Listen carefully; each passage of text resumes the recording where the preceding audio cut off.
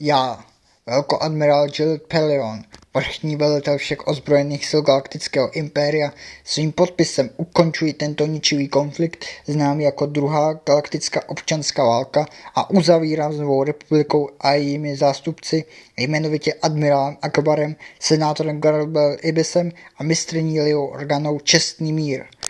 Zároveň jsme se dohodli na sloučení obou našich frakcí do jedné stabilní organizace na obranu galaxie. Galaktická aliance. Všechny jednotky obou stran, ať už na zemi, na moři, ve vzduchu nebo ve vesmíru, okamžitě ukončí boje, a pokud bude někdo tu smlouvu nedodržovat, jako například admirál Dala, bude zatčen nebo zajat spojenskou flotilu aliance.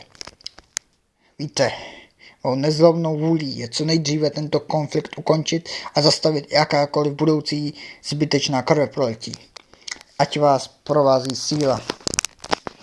Velkoadmirál Pellaeon končí.